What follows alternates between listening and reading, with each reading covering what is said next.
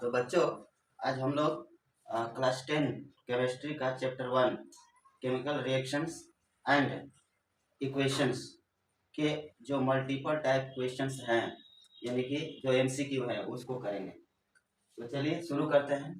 तो यहाँ देखिए क्वेश्चन नंबर 1 है, which of the statements about the reaction below are incorrect. मतलब एक रिएक्शन दिया है, लेड ऑक्साइड जब कार्बन के साथ रिएक्शन करता है तो यह लेड और कार्बन डाइऑक्साइड बनाता है। तो इसमें 4 स्टेटमेंट है। पहला है lead is getting reduced, lead reduce हो रहा है। दूसरा है carbon dioxide is getting oxidised, carbon dioxide oxidise हो रहा है। Carbon is getting oxidised, carbon oxidise हो रहा है।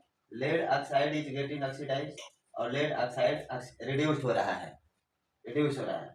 तो इसमें से कौन सा इनकरेक्ट है ये बताना है। तो देखिए ये लेड ऑक्साइड है और ये कार्बन है, दोनों रिएक्शन करने पर बन रहे हैं लेड और कार्बन डाइऑक्साइड। इसका मतलब कि इस लेड में से ऑक्सीजन निकलकर लेड बन रहा है, तो ऑक्सीजन का निकलना रिडक्शन कहलाता है, यानी कि लेड ऑक्साइड का रिडक्शन हो रहा है लेड में। क्लियर? ठीक। और इस कार्बन में ऑक्सीजन जुड़ करके कार्बन डाइऑक्साइड बन रहा है, तो जिसमें ऑक्सीजन जुड़ता है उसका ऑक्सीडेशन होता है, तो कार्बन का ऑक्सीडेशन हो रहा है कार्बन डाइऑक्साइड में। चलिए अब स्टेटमेंट पर चलते हैं। Lead is getting reduced, lead reduce हो रहा है यानी कि लेड का रिडक्शन हो रहा है। तो देखिए ये लेड ऑक्साइड है, इसमें से ऑक्सीजन निकल करके लेड बन रहा है, यानी कि लेड ऑक्साइड का रिडक्शन हो रहा है लेड में। यहाँ लेड इज गेटिंग रिड्यूस लिखा है, नहीं लेड नहीं, लेड ऑक्साइड। अगर lead oxide is getting reduce होता तो ये सही हो जाता, लेकिन केवल लेड है, जबकि यहाँ लेड ऑक्साइड रिड्यूस हो रहा है लेड में। तो लेड इज गेटिंग रिड्यूस्ड ये गलत। क्लियर? अब carbon dioxide is getting oxidised. देखिए कार्बन में ऑक्सीजन जुड़ रहा है तो कार्बन का ऑक्सीडेशन हो रहा है, यानी कि कार्बन इज गेटिंग ऑक्सीडाइज्ड, जबकि यहाँ लिखा है carbon dioxide is getting oxidised, तो ये भी गलत है। आगे number C, carbon is getting oxidised. हाँ, कार्बन में ऑक्सीजन जुड़ करके कार्बन डाइऑक्साइड बन रहा है, तो कार्बन का ऑक्सीडेशन हो रहा है, यानी कि कार्बन इज गेटिंग ऑक्सीडाइज्ड, ये करेक्ट है। ओके। अब number D, lead oxide is getting reduced. Lead oxide, ये लेड ऑक्साइड हो गया, इसमें से ऑक्सीजन निकल करके लेड बन रहा है, तो lead oxide is getting reduced to lead. यहाँ लिखा है lead oxide is getting reduced, यानी कि ये करेक्ट है। क्वेश्चन क्या कह रहा है कि which of the statement about reaction below are incorrect. गलत कौन सा है? तो गलत देखिए ए और बी, ए वाला गलत है, बी वाला गलत है, तो ए एंड बी ये राइट हो जाएगा हमारा आंसर। क्लियर? चलिए नंबर 2 पर चलते हैं। फेरिक ऑक्साइड एल्युमिनियम के साथ जब रिएक्शन करता है तो एल्युमिनियम ऑक्साइड और आयरन बनता है। तो इस रिएक्शन में आप देख रहे हो कि इस फेरिक ऑक्साइड और एल्युमिनियम के रिएक्शन में aluminium is more reactive then iron, तो ये एल्युमिनियम आयरन को डिस्प्लेस कर दे रहा है, उसके स्थान से हटा दे रहा है और उस पर जुड़ जा रहा है। तो जुड़ने पर एल्युमिनियम ऑक्साइड बन गया और ये आयरन अकेले डिस्प्लेस हो गया। इसका मतलब this is an example of displacement reaction. Displacement reaction कहाँ है खोजिए, डिस्प्लेसमेंट रिएक्शन, ये डी इज करेक्ट। ओके, लेकिन सभी को देख लेते हैं। कॉम्बिनेशन रिएक्शन, कॉम्बिनेशन रिएक्शन क्या होते हैं? तो जब दो रिएक्टेंट ए, इधर आ जाता हूं, जब दो रिएक्टेंट ए और बी मिल करके ए का ही प्रोडक्ट बनाते हैं ए बी, तो इस प्रकार के रिएक्शन को हम कॉम्बिनेशन रिएक्शन कहते हैं। कंबाइन हो रहा है, दो रिएक्टेंट कंबाइन होकर एक प्रोडक्ट दे रहा है, कॉम्बिनेशन रिएक्शन। दूसरा डबल डिस्प्लेसमेंट रिएक्शन, तो सपोज दो रिएक्टेंट है ए बी और सी डी, ये दोनों रिएक्शन कर रहे हैं, तो आप देखेंगे कि बी सी को डिस्प्लेस करेगा और सी बी को डिस्प्लेस करेगा। तो इस प्रकार से हमें मिल जाएगा क्या, A C plus B D, B D. तो ऐसे रिएक्शन को हम डबल डिस्प्लेसमेंट रिएक्शन कहते हैं। अच्छा, डीकम्पोजिशन रिएक्शन क्या होते हैं? तो डीकम्पोजिशन में एक ही रिएक्टेंट दो या दो से अधिक प्रोडक्ट में डिवाइड हो जाता है, टूट जाता है। तो ये भी रिएक्टेंट है, ये टूट करके ए और बी दो अलग अलग प्रोडक्ट बनाता है, इसलिए ये डीकम्पोजिशन रिएक्शन है। Clear? Displacement reaction, suppose A B एक रिएक्टेंट है, सी के साथ रिएक्शन कर रहा है, तो ये सी जो है डिस्प्लेस कर देगा बी को और बी अकेले हो जाएगा। तो ये सी आकर के ए के साथ जुड़ेगा, तो ए सी प्लस बी को डिस्प्लेस कर दिया तो बी अकेले। तो ये हो गया हमारा डिस्प्लेसमेंट रिएक्शन। क्लियर?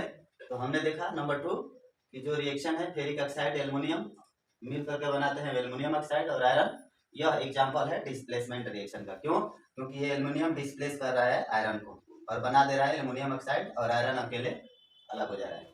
तो ये डिस्प्लेसमेंट रिएक्शन हो गया। तो इसका D option correct. Okay, thank you.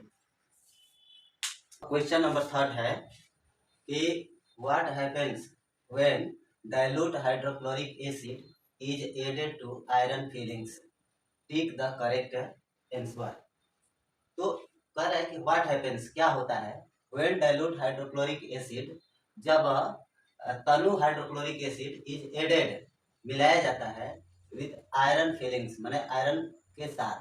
तो आयरन फिलिंग्स मतलब आयरन Fe, ठीक है, और इसमें मिलाया जाता है क्या, डाइल्यूट हाइड्रोक्लोरिक एसिड यानी कि HCl। क्लियर? तो इस रिएक्शन में हम देखते हैं कि ये आयरन ऊपर है हाइड्रोजन के, यानी रिएक्टिविटी सीरीज में आयरन ऊपर है हाइड्रोजन के, यानी कि iron is more reactive than hydrogen. तो यह हाइड्रोजन को रिप्लेस कर देता है, डिस्प्लेस कर देता है, तो बना लेता है iron chloride plus hydrogen gas, hydrogen gas. अब इसको बैलेंस कर दीजिए, तो देखिए क्लोरीन यहाँ 2 है, यहाँ 1 ही है, तो 2 से इंटू कर देंगे तो 2 क्लोरीन हो गया, ठीक, और हाइड्रोजन 2, तो इधर हाइड्रोजन गैस 2 हो गया, आयरन 1 तो आयरन 1। तो इस तरह से iron being more reactive than hydrogen, it displaces hydrogen from dilute hydrochloric acid to form iron chloride and hydrogen gas. तो देखिए कौन सा ऑप्शन में सही है, hydrogen gas and iron chloride are produced, ठीक है, ये करेक्ट है, बाकी सब तो गलत होगा। चलिए अब क्वेश्चन नंबर 4 कहता है what is a balanced chemical equation? Balanced chemical equation क्या है? Why should chemical equation be balanced? और केमिकल इक्वेशन क्यों बैलेंस्ड होना चाहिए? तो देखिए बैलेंस्ड केमिकल इक्वेशन क्या होता है, तो a balanced chemical equation is that which has same number of atoms of each element on both sides of the arrow। जैसे फॉर एग्जांपल, जैसे हाइड्रोजन गैस और ऑक्सीजन गैस रिएक्ट करती है तो बनता है वाटर H2O। क्लियर? अब इस रिएक्शन को बैलेंस करने पर यहाँ ऑक्सीजन 1 है, यहाँ 2 है, तो 2 से इंटू कर दीजिए, यहाँ पर तो ऑक्सीजन 2 हो गया, लेकिन साथ में हाइड्रोजन 4 हो गया, तो यहाँ 2 से मल्टीप्लाई कर देंगे, तो ये बैलेंस्ड इक्वेशन हो गया। अब इसमें same number of atoms of each element on both side of the arrow, ये जो एरो देख रहे हैं ये प्रोडक्ट की तरफ रहता है, चलो वो बात ठीक है। अब इसमें दोनों ओर यानी कि लेफ्ट साइड और राइट साइड में एटम का नंबर सेम होना चाहिए। तो यहाँ हाइड्रोजन एटम कितना है 4 और ऑक्सीजन कितना है 2, तो 4 and 2 6 एटम हो गए लेफ्ट साइड में। राइट साइड में देखिए तो हाइड्रोजन 4 है और ये ऑक्सीजन 2 है, तो 2 ऑक्सीजन और 4 हाइड्रोजन मिल करके 6 एटम इधर हो गए, यानी कि दोनों तरफ एटम की संख्या सेम है। तो यहाँ पर यह एक बैलेंस्ड केमिकल इक्वेशन है। क्लियर? उतार लीजिए। अगला क्वेश्चन हम लोग करेंगे, केमिकल इक्वेशन को क्यों बैलेंस करना चाहिए। तो ध्यान दीजिए, the chemical equations are balance to satisfy the law of conservation of mass, यानी कि law of conservation of mass को सेटिस्फाई करने के लिए इक्वेशन बैलेंस होना चाहिए। अब ये laws of conservation of mass क्या है? किसी भी केमिकल इक्वेशन में रिएक्टेंट का टोटल मास और प्रोडक्ट का टोटल मास इक्वल होना चाहिए।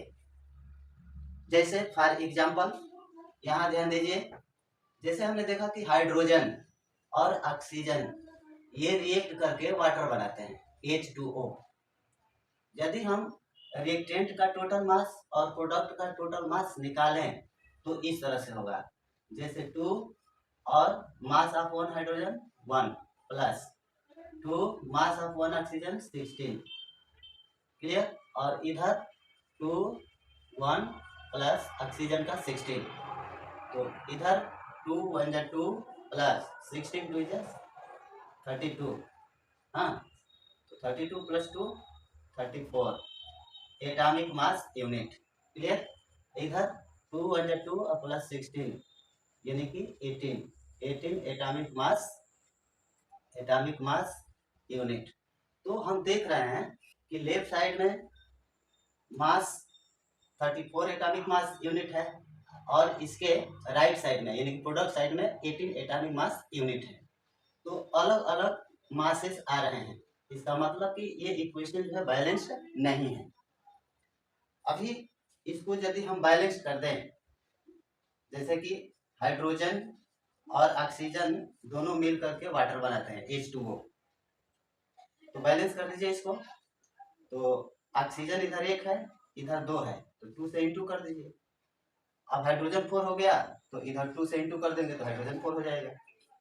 अब इसमें laws of conservation of mass कैसे सेटिस्फाई होता है, देखिए। ये हो गया 2 इंटू हाइड्रोजन का 1 होता है प्लस ये 2 ऑक्सीजन का 16 होता है एटॉमिक मास।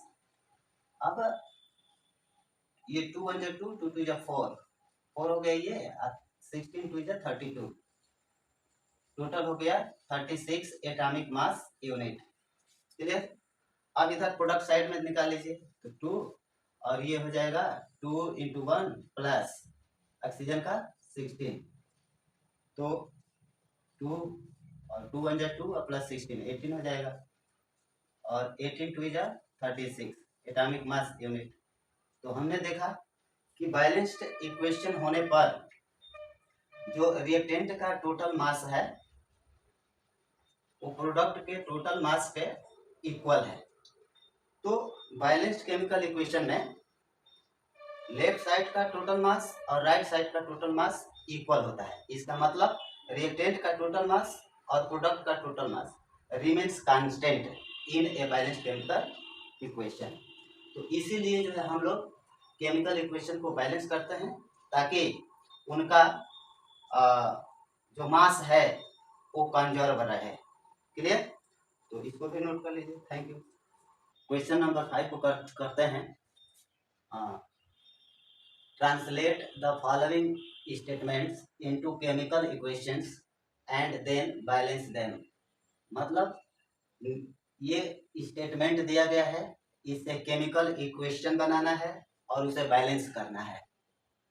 तो पहला है hydrogen gas combines with nitrogen to form ammonia. तो हाइड्रोजन गैस यानी कि H2 combines plus with nitrogen यानी N2 गैस, ये दोनों मिलकर क्या देते हैं, अमोनिया। अमोनिया का फार्मूला NH3, तो ये रिएक्शन हो जाएगा। अब इसको बैलेंस कर देते हैं। तो देखिए यहाँ नाइट्रोजन 2 है, यहाँ नाइट्रोजन 1 है, तो इसमें 2 से इंटू कर देंगे तो 2 नाइट्रोजन हो गया, इधर भी 2 नाइट्रोजन हो गया, लेकिन हाइड्रोजन 6 हो गया। ये हाइड्रोजन 3 था, 2 से मल्टीप्लाई कर दिए तो 3 2 जा 6 यानी कि 6 हाइड्रोजन हो गया। तो इधर भी 6 हाइड्रोजन बनाना पड़ेगा, तो 2 ऑलरेडी है, 3 से मल्टीप्लाई कर देंगे तो हाइड्रोजन इधर 6 हो जाएगा। तो इस प्रकार अब ये दोनों जो है दोनों साइड बैलेंस हो गया, क्लियर। तो this is a balanced chemical equation. अब क्वेश्चन नंबर बी। बी क्या कहता है कि hydrogen sulphide gas, hydrogen sulphide gas. तो हाइड्रोजन सल्फाइड गैस का फॉर्मूला कैसे होगा? तो देखिए, ये हाइड्रोजन है और ये सल्फर है। हाइड्रोजन की वैलेंसी 1 और सल्फर की वैलेंसी 2, क्रॉस मल्टीप्लिकेशन कर दीजिए तो H2S। तो ये हाइड्रोजन सल्फाइड गैस हो गई। तो hydrogen sulphide H2S gas burns in air. तो एयर में तो बहुत सारी गैस होती है, लेकिन यहाँ पर एयर में ऑक्सीजन से ही रिएक्शन करेगा ये।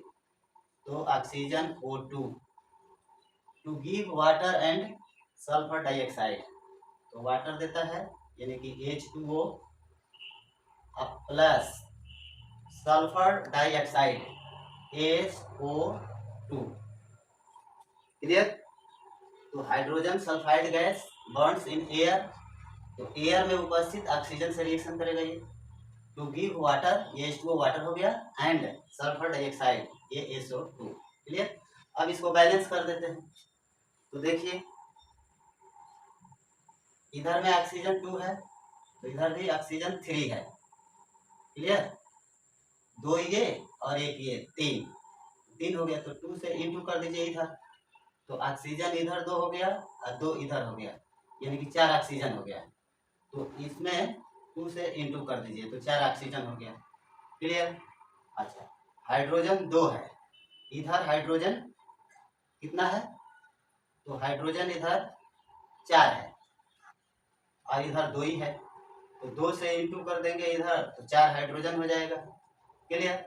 और साथ में सल्फर भी 2 हो गया, तो साथ में सल्फर भी 2 हो गया तो इधर 2 कर दीजिए, सल्फर 2 हो गया, लेकिन ऑक्सीजन चेंज हो गया। अब ऑक्सीजन को देख लीजिए, इधर 2 दूना का 4, 4 ऑक्सीजन ये और 2 ऑक्सीजन ये, 6 ऑक्सीजन। तो 6, इसका मतलब कि यहाँ 3 रहेगा, 3 दूना का 6। क्लियर? तो एक बार और देख लेते हैं, 4 हाइड्रोजन इधर, 4 हाइड्रोजन, ठीक है, सल्फर 2, सल्फर 2, ठीक है। अच्छा, इधर ऑक्सीजन 6, 3 दूना का 6 और इधर 2 दूना का 4, 4 ऑक्सीजन और ये 2 ऑक्सीजन, 6 ऑक्सीजन, यानी कि ऑक्सीजन भी बैलेंस हो गया, हाइड्रोजन भी हो गया और सल्फर भी हो गया। तो ये बैलेंस्ड केमिकल इक्वेशन है। क्लियर? अच्छा, अब क्वेश्चन नंबर सी देखते हैं इसको। Barium chloride reacts with aluminium sulphate. तो बेरियम क्लोराइड का फॉर्मूला कैसे लिखते हैं? तो बेरियम का बी ए होता है, क्लोरीन हो गया। अच्छा, क्लोरीन की वैलेंसी 1 और बेरियम की 2, क्रॉस मल्टीप्लिकेशन कर देंगे तो हो जाएगा BaCl2। तो barium chloride BaCl2 reacts with aluminium sulphate. तो एल्युमिनियम सल्फेट का फार्मूला बना लेते हैं। तो ये हो गया एल्युमिनियम, ये हो गया सल्फेट SO4। एल्युमिनियम की वैलेंसी 3 और सल्फेट की 2, क्रॉस मल्टीप्लिकेशन कर दीजिए तो Al2 और ये हो जाएगा SO4 थ्राइस। क्लियर? तो एल्युमिनियम सल्फेट का हो जाएगा Al2 SO4 थ्राइस। क्लियर? अच्छा, टू गिव एल्युमिनियम क्लोराइड।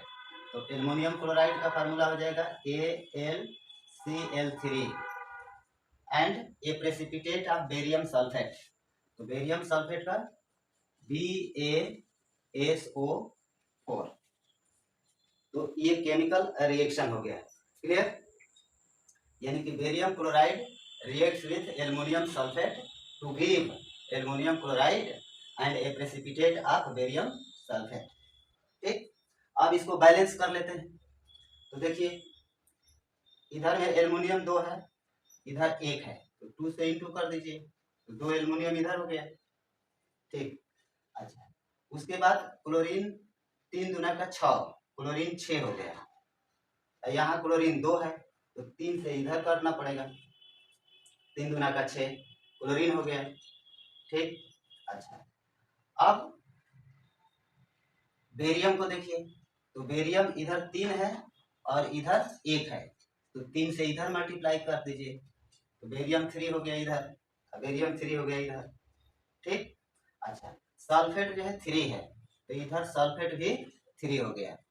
अब एक बार चेक कर लेते हैं, बेरियम 3, बेरियम 3, क्लोरीन 3 दूना का 6 और क्लोरीन 3 दूना का 6, ठीक है। एल्युमिनियम 2, इधर एल्युमिनियम 2, ठीक है। सल्फेट 3, तो इधर सल्फेट 3 है। तो ये बैलेंस्ड केमिकल इक्वेशन हो गया, क्लियर। अब जो है हम लोग अगला नंबर डी को देखते हैं। Potassium metal reacts with water, तो पोटेशियम मेटल यानी कि के, ये रिएक्ट करता है वाटर से यानी कि H2O,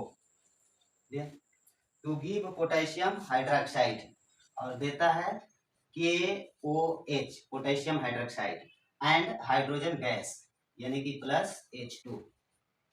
तो यहाँ पर potassium metal reacts with water to give potassium hydroxide and hydrogen gas, clear. अब इसको बैलेंस कर देते हैं, तो कीजिए, देखिए यहाँ हाइड्रोजन 2 है, तो इधर भी हाइड्रोजन 2 ये और 1 ये, 3 हाइड्रोजन है इधर, तो यहाँ 2 से इंटू कर दीजिए, तो हाइड्रोजन हो जाएगा टोटल 2 और 2 4 हाइड्रोजन हो जाएगा, तो इसमें 2 से इंटू कर देंगे तो 4 हाइड्रोजन हो गया, ठीक। अच्छा, अब साथ ही साथ ऑक्सीजन भी 2 हो गया, तो इधर भी ऑक्सीजन 2 हो गया, ठीक, वो भी बैलेंस हो गया। अब इधर पोटेशियम 2 है, इधर 1 है, तो 2 से इंटू कर देंगे, तो ये हमारा बैलेंस्ड केमिकल इक्वेशन हो गया, ठीक। Okay, thank you.